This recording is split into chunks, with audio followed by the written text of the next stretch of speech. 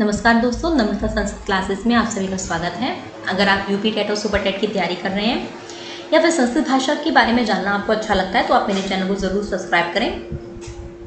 देखिए दोस्तों, इससे पहले वाली वीडियो में हमने कर्ता कारक और प्रथम व्यक्ति के बारे में बात करी थी। तो आज हम कर्म कारक और द्वितीय व्यक्ति के बारे में जानेंगे कि कर्म कारक क्या होता है और द्वितीय व्यक्ति कहाँ कहाँ होती है। तो सबसे पहले हमें जानना है कि कर्म कारक क्या होता है। जैसे मैंने आपको बताया कि संस्कृत भाषा का जो व्याकरण है वो पाणिनि मुनि के द्वारा सूत्रों में रचा गया है, सूत्रों में बनाया गया है। तो कर्म कारक का भी जो सूत्र है वो सूत्र है कर्तु रीप्सित तमम कर्म। ये कर्म कारक का सूत्र है। तो अब इस सूत्र के द्वारा हम जानेंगे कि कर्म किसे कहते हैं। यदि हम इस सूत्र को समझना चाहें तो हो सकता है आपको थोड़ा कठिन लग रहा हो, लेकिन यदि हम इसको विभाग करके समझेंगे तो हमें समझ में आ जाएगा। जैसे कर्तुहु रीप्सित तमम कर्म, ये सूत्र है। तो सबसे पहला इसमें जो पद निकलेगा वो हो जाएगा कर्तुहु। फिर यहाँ पे जो विसर्ग है ना उसको ई हो गया है, इसलिए जो आगे का शब्द है ईप्सित तमम वो उसमें जुड़ गया है, इसलिए री दिखाई दे रहा है। तो कर्तुहु पहला निकलेगा, दूसरा पद निकलेगा ईप्सित तमम और तीसरा पद निकलेगा कर्म। ठीक है। अब यहाँ पे कर्तु का मतलब कर्ता से है और ईप्सित, संस्कृत में एक शब्द होता है ईप्सित। ईप्सित का मतलब होता है जो आपको अभीष्ट हो, जिसको आप सबसे ज़्यादा पसंद करते हो, जिसको आप सबसे ज़्यादा चाहते हो, वो चीज़ हो जाती है ईप्सित। अब यहाँ पे वो वस्तु ईप्सित हो गई जो आपको अभीष्ट है, लेकिन यहाँ तम जो प्रत्यय लगा हुआ है, इस तम का मतलब होता है और ज़्यादा, सबसे अधिक। तो सबसे अधिक जो आपको प्रिय वस्तु हो, सबसे अधिक जिसको आपके लिए जो अभीष्ट हो, उसी को हम कर्म कहते हैं। ठीक है ना। ये तो सूत्र का मैंने आपको सूत्र के बारे में बताया। अब इस सूत्र की हम हिंदी जान लेते हैं। तो ये सूत्र जो है वो बताता है कि कर्ता, तो कर्ता के बारे में हम जान चुके, क्रिया को करने वाला कर्ता होता है।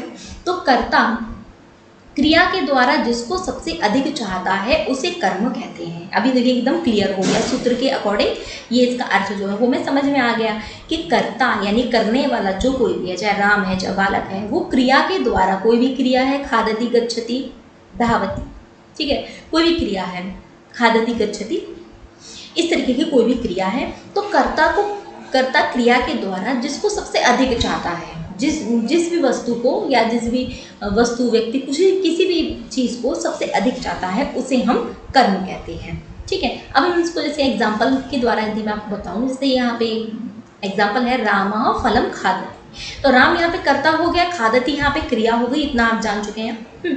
अब यहाँ पे राम जो है वो खादति क्रिया के द्वारा क्या खाना चाहता है, यानी खादति वो क्रिया कर रहा है, खादति अर्थात वो खा रहा है, तो कुछ ना कुछ तो वो खा ही रहा होगा, यानी खादति क्रिया के द्वारा उसे कोई ना कोई अभीष्ट होगा। तो यहाँ पे राम को क्या अभीष्ट है, फल। राम फल को चाहता है, राम फल को खाना चाहता है। ठीक है। तो खाना रूपी क्रिया के द्वारा राम जो है वो फल को खा रहा है, तो फल यहाँ पे क्या हो गया, आपका कर्म हो गया। इसी तरीके से आप और भी एग्जाम्पल में समझ सकते हैं। जैसे अगर मैं कहूँ बालकः विद्यालयम गच्छति, तो यहाँ पे गच्छति क्रिया है, तो गच्छति क्रिया के द्वारा राम जो है वो गच्छति जो जाना रूपी जो क्रिया है उसके द्वारा कहाँ जाना चाहता है, उसको अभीष्ट क्या है, विद्यालय, तो विद्यालय क्या हो गया, कर्म हो गया। इसी तरीके से हम और भी एग्जाम्पल समझते हैं, रामा पुस्तकम पठति, तो यहाँ पे पठति जो क्रिया है, जैसे रामा, यहाँ पे पुस्तकम मान लीजिए, यहाँ पठति मान लीजिए। ठीक। अब यहाँ पे पठति क्रिया के द्वारा राम जो वो क्या पढ़ना चाह रहा है, पुस्तक पढ़ना चाह रहा है, तो पुस्तक आपका कर्म हो गया। तो ये तो कर्म की डेफिनेशन हो गई। मेरे ख्याल से आप समझ गए होंगे कि कर्ता क्रिया के द्वारा जिसको सबसे अधिक चाहता है वही कर्म होता है। जैसे यहाँ पे रामा फलम खादति में राम कर्ता, फल जो है वो कर्म हो गया और खादति जो है वो क्रिया हो गई। तो ये तो कर्म कारक के बारे में हम जान गए। अब आती है बात द्वितीय विभक्ति की। भाई द्वितीय विभक्ति क्या होती है और कहाँ होती है। तो सबसे पहले द्वितीय विभक्ति को जानने के लिए आपको द्वितीय विभक्ति के रूप आना बहुत ज़रूरी है। ठीक है। तो हम यदि आपको द्वितीय विभक्ति के रूप नहीं आएंगे तो आप इसको समझ नहीं पाएंगे, इसलिए मैंने यहाँ पे रूप भी दे दिया है। पुल्लिंग में यदि हम देखें तो पुल्लिंग में राम बालक शब्द होते हैं, तो उसका रूप क्या बनता है, रामम रामो रामान, ये पुल्लिंग में बनता है। स्त्रीलिंग के शब्द भी आपको पता होने चाहिए। तो स्त्रीलिंग में से सीता शब्द यदि हम ले लें तो स्त्रीलिंग में सीताम, सीते, सीता। ठीक है। तो यहाँ पे आप देखेंगे पुल्लिंग और स्त्रीलिंग दोनों के एक वचन में मा है। ठीक है ना, म आया हुआ है हलंत वाला, तो ये भी द्वितीय विभक्ति का एक आप मूल चिन्ह के तौर पे मान सकते हैं, क्योंकि अभी जितने भी एग्जाम्पल आएंगे, जितने भी एग्जाम्पल मैं बताऊंगी वहाँ पे आपको म चिन्ह ही मिलेगा। लेकिन इसका मतलब ये नहीं है कि द्वितीय विभक्ति में केवल म ही चिन्ह होता है। ये देखिए द्वितीय विभक्ति के द्विवचन में रामौ और यहाँ सीते, द्वितीय विभक्ति के बहुवचन में रामान और द्वितीय व्यक्ति के बहुवचन में स्त्रीलिंग शब्द जो है वो सीता। थोड़ा परिवर्तन भी होता है, लेकिन आप इस म चिन्ह को मुख्य रूप से मान सकते हैं, लेकिन परिवर्तित रूप भी मिलते हैं। तो आपको रूप याद होने चाहिए, रामम रामौ रामान, बालकम बालकौ बालकान। ऐसे ही सीता शब्द को यदि हम ले स्त्रीलिंग वाला तो सीता सीते सीता, कन्या शब्द है तो कन्या कन्ये कन्या, कन्याम कन्ये कन्या। इस तरीके से रूप आपको जरूर पता होने चाहिए। तो अब हम ये जानेंगे कि द्वितीय विभक्ति होती कहाँ कहाँ है, ठीक है। जैसे मैंने बताया इसके कुछ नियम होंगे, कुछ सूत्र होंगे। तो पहला सूत्र जो है वो द्वितीय विभक्ति को बताने वाला वो है कर्मणि द्वितीया। सूत्र में ही पता चल रहा है कि कर्म में द्वितीया होती है, इसका अर्थ जो है वो सीधा निकल के आ रहा है, कर्म में द्वितीया होती है। द्वितीया मीन्स द्वितीय विभक्ति होती है। यथा हम एग्जाम्पल देख लेते हैं, तो एग्जाम्पल है रामः फलम खादति। तो यहाँ पे राम क्या है, कर्ता हो गया, फल क्या है यहाँ पे कर्म हो गया। क्योंकि कर्म की डेफिनेशन हम जान ही चुके हैं कि कर्ता क्रिया के द्वारा जिसको सबसे अधिक चाहता है उसे हम कर्म कहते हैं, तो ये चीज़ मैं बता ही चुकी हूँ। तो खादती के द्वारा वो किसको चाह रहा है, फल को चाह रहा है, ठीक है। तो फल क्या हो गया, कर्म। अब फिर ये सूत्र आया कर्मणि द्वितीया, तो इस सूत्र ने कहा भाई जो भी कर्म होगा वो वहाँ द्वितीय विभक्ति कर दीजिए, ठीक है। तो फल यहाँ पे क्या है, कर्म है, तो कर्म में द्वितीया हो गई। तो द्वितीया का चिन्ह क्या दिखाई दे रहा है, यहाँ पे आपको ये बिंदी जो दिखाई दे रही है द्वितीया का चिन्ह हो गया, ठीक है। क्योंकि यहाँ पे जो माँ है ना, जब भी इसके आगे कोई व्यंजन आता है तो वो माँ ऊपर चला जाता है बिंदी के रूप में। ये बात मैं आपको कई बार बता चुकी हूँ, पहली वीडियोस में भी बता चुकी हूँ। यदि हलंत वाला माँ हो और उसके बाद कोई स्वर हो तो वो माँ नीचे ही रहता है, लेकिन अगर हलंत वाला माँ जो है अगर उसके बाद कोई व्यंजन हो तो वो माँ ऊपर चला जाता है। तो यहाँ पे फलन का जो माँ है वो ऊपर चला गया है, इसको आपको ध्यान रखना है। जब भी आप संस्कृत लिखें पढ़ें तो आप जरूर देखेंगे, जब भी आप संस्कृत लिखें तो इस नियम को याद रखना है। और जब भी आपको कहीं लिखी हुई मिले तो भी आपको ये नियम देखने को मिलेगा। तो इस तरीके से रामः फलम खादति, तो खादति क्या हो गई, क्रिया हो गई। तो अब यहाँ पे फल क्या है, फल यहाँ पे कर्म है, तो कर्म में हो गई द्वितीया। तो ये आपको कर्म का जो चिन्ह है वो आपको दिखाई दे रहा है, फलम, माँ जो बिंदी के रूप में है। तो यहाँ पे आप समझ ही गए कि यहाँ राम जो है वो कर्ता है, फलम जो है वो कर्म है और खादति क्रिया है, और कर्म में द्वितीया हो गई। ये रूल जो है, सूत्र जो है ये बताता है कि कर्म में द्वितीया होती है। तो पहला नियम हो गया द्वितीय विभक्ति का, ठीक है। अब हम आगे चलते हैं दूसरे नियम पे। दूसरा नियम भाई क्या बताता है, तो दूसरा नियम ये कहता है कि अभितः उभयतः, ये दो शब्द हैं, एक शब्द है अभितः, एक शब्द है उभयतः। इन दोनों शब्दों का मतलब होता है दोनों ओर। फिर एक शब्द आता है परितः, परितः शब्द का मतलब होता है चारों ओर। फिर एक शब्द आता है सर्वतः, सर्वतः का मतलब शब्द से ही पता ही चल रहा है आपको, सर्वतः माने सभी ओर। फिर एक शब्द अध्यधि, अध्यधि का मतलब होता है अंदर अंदर। एक शब्द होता है उपर्युपरि, उपर्युपरि का मतलब होता है ऊपर ऊपर। एक शब्द होता है अधोढ़, इसका मतलब होता है नीचे नीचे। तो ये शब्द आपको याद रखने, अभितः, उभयतः, परितः, सर्वतः, अध्यधि, उपर्युपरि और अधोढ़। तो इस तरीके 1 2 3 4 5 6 7, ये 7 शब्द हो गए। इन सातों शब्दों के साथ द्वितीय विभक्ति होती है, अर्थात ये शब्द आपको कहीं भी दिखाई दे तो इनके साथ जो शब्द होगा उसमें द्वितीय विभक्ति हो जाएगी, इनके साथ जो शब्द प्रयुक्त होगा उनमें द्वितीय विभक्ति हो जाएगी। तब एग्जाम्पल के माध्यम से हम जान लेते हैं। जैसे किसी ने कहा कि गांव के दोनों ओर नदी बहती है, तो इसका अनुवाद क्या होगा। अब जैसे ग्रामम अभितः नदी वहती, तो यहाँ पे अभितः शब्द का मतलब क्या है, दोनों ओर। अभितः शब्द का मतलब क्या हो गया, दोनों ओर। तो यहाँ पे अभितः शब्द प्रयुक्त हुआ है, तो दोनों ओर, किसके दोनों ओर, ये प्रश्न उठेगा। तो गांव के दोनों ओर, तो गांव शब्द इससे रिलेट हो रहा है, इससे संबंधित शब्द क्या है, गांव। तो गांव शब्द जो है वो अभितः शब्द के साथ यूज हो रहा है, तो ग्रामम में हो जाएगी द्वितीया। बस यही आपको समझना है। ऐसे उभयता का मतलब क्या होता है, उभयतः, उभयता का मतलब क्या होता है, दोनों ओर। तो अब उभयतः शब्द के साथ जो है वो ग्राम शब्द प्रयुक्त हो रहा है, यानी गांव के दोनों ओर। उभयता का मतलब क्या होता है, दोनों ओर। तो गांव के दोनों ओर नदी बहती है, तो यहाँ पे उभयता शब्द के साथ जो ग्राम शब्द यूज हो रहा है तो उसमें हो जाएगी द्वितीया, इसलिए यहाँ पे ग्रामम शब्द में क्या हो गई, द्वितीया हो गई। तो ये आप समझ गए होंगे, अभितः और उभयता इन दोनों शब्दों के साथ क्या हो रही है, द्वितीया हो रही है। तो इन दोनों शब्दों के साथ या कुछ भी हो, ग्रामम शब्द यहाँ पे है तो ग्रामम में द्वितीया हो गई। इतना ही समझना आपको। यहाँ पे दिखाई दे रहा है आपको, ये अंडरलाइन मैंने कर दिया इसके नीचे, म चिन्ह आपको दिखाई दे रहा है, ग्रामम में हो गई द्वितीया। तो ग्रामम अभितः उभयतः नदी वहती, दोनों शब्द का एक ही अर्थ है, इसलिए मैंने साथ में रख दिया इसको कि गांव के दोनों ओर नदी बहती है, ठीक है, इसका अर्थ हो गया।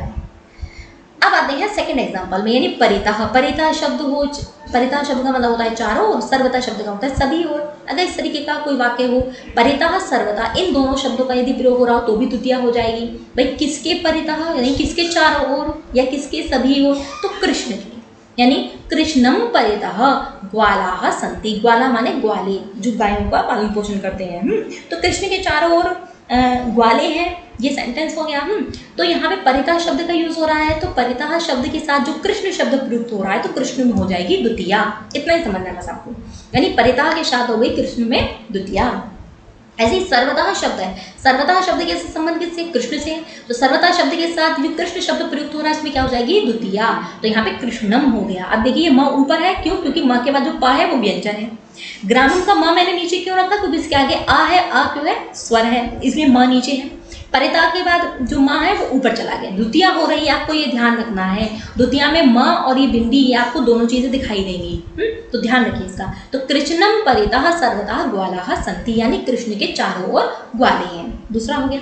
अब जाते हैं तीसरे वाक्य पे। तो तीसरा वाक्य कह रहा है लोकम अध्यधि हरि अस्ति।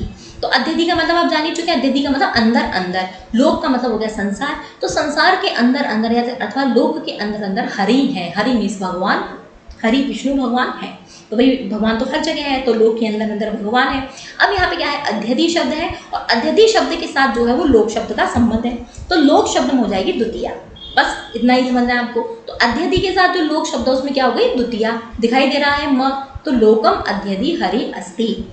ठीक है, इस लोक के अंदर अंदर हरि है, ये हो गया। अब जाते हैं हम फोर्थ नंबर पे। तो फोर्थ नंबर पे बताया जा रहा है नगरम उपरि वायुयानम उड्डयति, अर्थात नगर के ऊपर ऊपर वायुयान उड़ रहा है, हवाई जहाज उड़ रहा है नगर के ऊपर ऊपर। तो यहाँ पे जो द्वितीया हो रही है वो क्यों हो रही है, उपरि इस शब्द के कारण। ठीक है, क्योंकि इस शब्द के साथ द्वितीया ही होती है। तो उपरि का संबंध किससे है, नगर से, क्योंकि नगर के ऊपर ऊपर वायुयान उड़ रहा है। ठीक है, तो उपरि नगरम में क्या हो जाएगी, द्वितीय व्यक्ति हो जाएगी, जो आपको दिखाई दे रही है। ठीक है, तो उपरि का संबंध नगर से, नगर के ऊपर ऊपर। ठीक है, वायुयानम में द्वितीय नहीं समझनी है, यहाँ पे उपरि के कारण नगर में द्वितीय हुई, ना कि वायुयानम में। वायुयानम यहाँ पे कर्म है, तो कर्मणि द्वितीय से यहाँ पे द्वितीय हुई है वायुयानम में। आपको उपरि के कारण नगरम में द्वितीय हुई है, ये भी ध्यान रखना आपको। ठीक है, तो नगरम में द्वितीय हो गई। नेक्स्ट सेंटेंस आता है पृथ्वीम अधोदः जल स्त्रोतांसी सन्ति, अर्थात पृथ्वी के नीचे नीचे, अधोदः का मतलब क्या होता है, नीचे नीचे, पृथ्वी के नीचे नीचे जल के स्त्रोत हैं। आपको पता है जल कहाँ होता है, धरती के नीचे नीचे होता है। ठीक है, तो धरती के नीचे नीचे जल के स्त्रोत हैं। तो अधोदः शब्द के कारण जो पृथ्वी शब्द है, संस्कृत में पृथ्वी इस तरीके से लिखा जाता है। ठीक है, हिंदी में अलग लिखा जाता है और संस्कृत में अलग। तो पृथ्वी में क्या हो जाएगी, द्वितीय हो जाएगी। माँ आपको दिखाई दे रहा है। तो इस तरीके से हमने ये जाना कि अभितः उभयतः परितः सर्वतः अध्यधि उपरि अधोतः, इतने शब्द बस आपको माइंड में रखने हैं। ये शब्द जहां भी होंगे तो इन शब्द का संबंध जिससे होगा वहां पे द्वितीय हो जाएगी। तो यहाँ पे द्वितीय वाली जो सेंटेंस है वो मैंने अंडरलाइन कर ली है, और जो मुख्य शब्द है वो मैंने कलर्ड कर दिया है। ठीक है, ये पिंक कलर से कर दिए हैं। तो इससे आपको ये ध्यान रखना है कि ये शब्द जहां जहां होंगे वहां वहां द्वितीय व्यक्ति होगी। ठीक है, तो इतना ही आपको यहाँ पे याद रखना है कि अभिता उभयता परिता सर्वता अध्यधि उपरि अद्भुता, इनके साथ द्वितीय विभक्ति होती है। तो ये नियम दूसरा हमारा कंप्लीट हो गया। अब आते हैं हम नियम थर्ड पे। ठीक है, रूल नंबर 3। अब इसमें क्या बताया गया है, ये रूल भी थोड़े कुछ शब्दों को बता रहा है। आपको वो शब्द याद रखने हैं और उन शब्दों के साथ द्वितीय विभक्ति होती है। जैसे समया निकषा, इस समया और निकषा ये दो शब्द हैं, इन दोनों शब्दों का अर्थ होता है पास। फिर शब्द आता है हा का मतलब होता है खेद, यानी दुख व्यक्त करना, खेद व्यक्त करना। प्रति का मतलब होता है और। धिक शब्द है, दिक शब्द का मतलब होता है धिक्कार। अनु शब्द आता है संस्कृत में, इसका मतलब होता है पीछे। तो ये शब्द जहां भी दिखाई थे वहां भी द्वितीय होती है। सेम टू सेम जैसा अभी हमने पहला समझा, पहला वाला रूल, उसी तरीके से यहाँ भी समझना है। अब यहाँ पे सेंटेंस आता है ग्रामम समया निकषा वनम अस्ति। तो यहाँ पे समया और निकषा दोनों शब्द आ रहे हैं। ठीक है, इनका मतलब क्या है, पास। तो भाई किसके पास, गाँव के पास, तो ग्रामम में क्या होगी, द्वितीय। ठीक है, इतना ही आपको समझना है। समया निकषा ये दो शब्द आपको दिखाई दे रहे हैं। तो यहाँ पे समया निकषा दो शब्द दिखाई दे रहे हैं। इन दोनों शब्दों के कारण यहाँ पे क्या हो गया, ग्रामम में द्वितीय व्यक्ति होगी। ठीक है, ये माँ ऊपर चला गया है, वो नियम आप जान ही चुके हैं। अब नेक्स्ट आ जाएंगे हा कष्टम। तो कह रहे हैं हा का मतलब क्या होता है, खेद, है ना। तो कष्ट के लिए, भाई किसी को हमारी वजह से कष्ट हो गया तो हम कह रहे हैं भाई हा कष्टम, खेद व्यक्त कर रहे हैं कष्ट के लिए। तो यहाँ पे हा शब्द जो है, तो हा शब्द होने के कारण जो कष्ट शब्द है उसमें क्या हो जाएगी, द्वितीया। इतना ही समझना है। अब आते हैं तीसरे सेंटेंस में, पथिकः नगरम प्रति गच्छति। अब यहाँ पे क्या है, यहाँ पे प्रति शब्द है, तो प्रति शब्द का संबंध किससे, नगर से है। भाई नगर, प्रति का मतलब क्या होता है, और। प्रति का मतलब क्या हो गया, और। तो नगर की ओर जा रहा है पथिक। पथिकः, पथिक माने यात्री, और यात्री जो है वो नगर की ओर जा रहा है।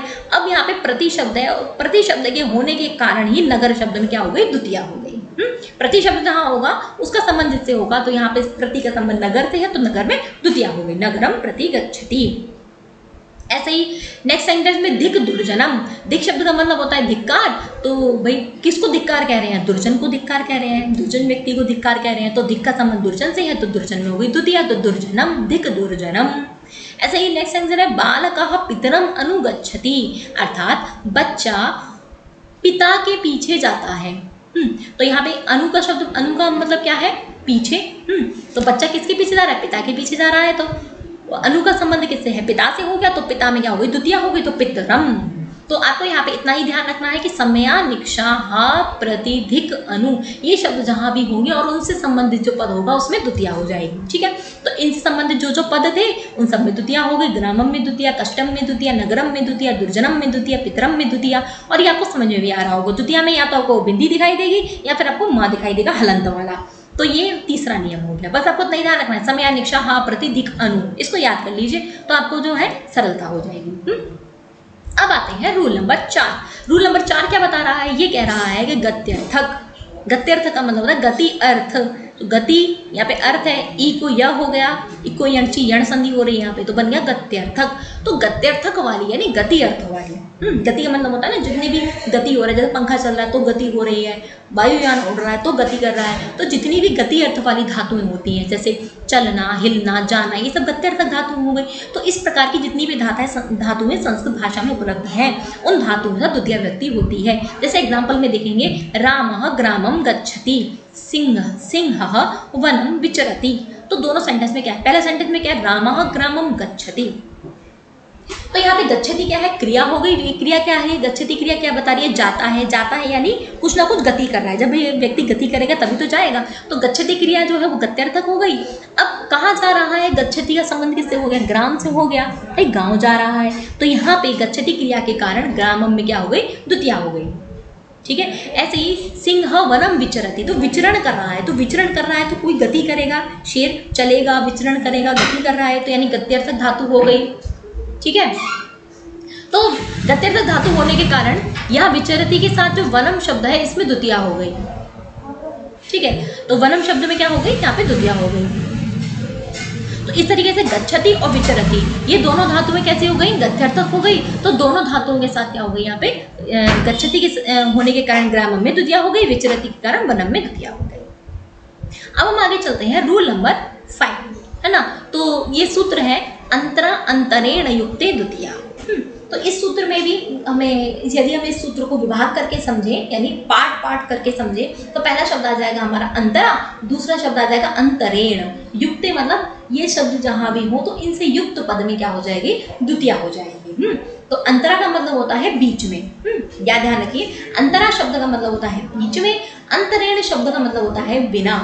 बिना, तो इन दोनों शब्दों के साथ क्या हो जाती है, द्वितीय व्यक्ति हो जाती है। दोनों शब्द आपको जहां भी दिखाई दे वहां भी द्वितीय व्यक्ति हो जाएंगे।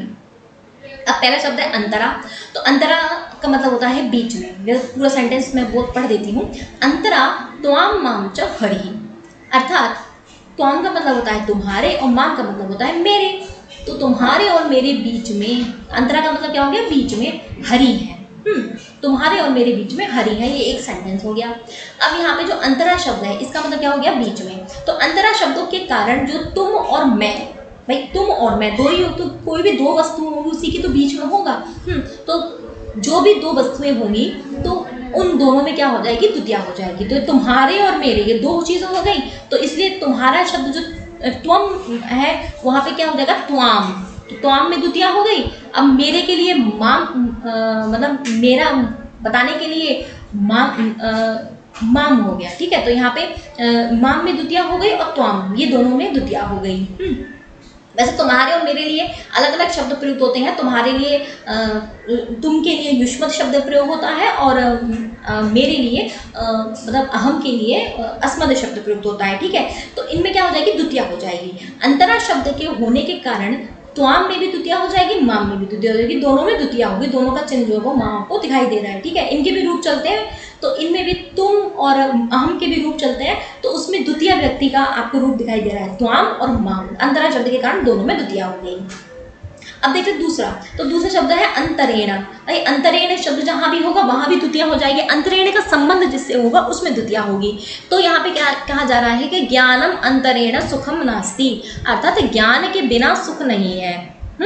तो बिना किसके बिना, ज्ञान के बिना, ठीक है ना, किसके बिना, ज्ञान के बिना। तो ज्ञानम में द्वितीया हो जाएगी। अब यहाँ पे कोई कहे कि यहाँ पे सुखम शब्द है तो सुखम में भी द्वितीया हो रही है, यहाँ पे ऊपर बिंदी है, तो नहीं, उस शब्द का संबंध जिससे होगा। अब यहाँ पे अंतरेण शब्द का संबंध जो है वो ज्ञान से है, तो ज्ञान में द्वितीया हो जाएगी, तो ज्ञानम बन गया, ज्ञानम अंतरेण सुखम नास्ति, ठीक है। तो इस तरीके से हमने आपको यहाँ पे केवल दो ही चीजें समझनी है कि अंतरा और अंतरेण, ये दो शब्द जहाँ पे होंगे वहां द्वितीया हो जाएगी। तो अंतरा के कारण त्वाम और माम में द्वितीया हो गई, और यहाँ अंतरेण के कारण ज्ञानम में द्वितीया हो गई। कोई दूसरा भी एग्जाम्पल आ सकते थे, परिश्रमम अंतरेण सुखम नास्ति, परिश्रम के बिना सुख नहीं है, या ज्ञानम अंतरेण सुखम नास्ति, ज्ञान के बिना सुख नहीं है, ठीक है। तो इस तरीके से आपके शब्द परिवर्तन हो सकता है, लेकिन आपको इतना ध्यान रखना है कि अंतरेण होगा तो द्वितीया होगी, अंतरा होगा तो द्वितीया होगी। ये 5वां रूल हो गया। अब जाते हैं हम 6th रूल पे। तो 6th रूल पे भी एक सूत्र है, इस सूत्र को हम देखते हैं। तो सूत्र है अधि शींग स्था साम कर्म। एक बार देख लीजिए, अधि शींग स्था साम कर्म। तो इस सूत्र को यदि हम देखिए पार्ट वाइज अगर समझेंगे तो पहला शब्द निकलेगा अधि शींग, ठीक है।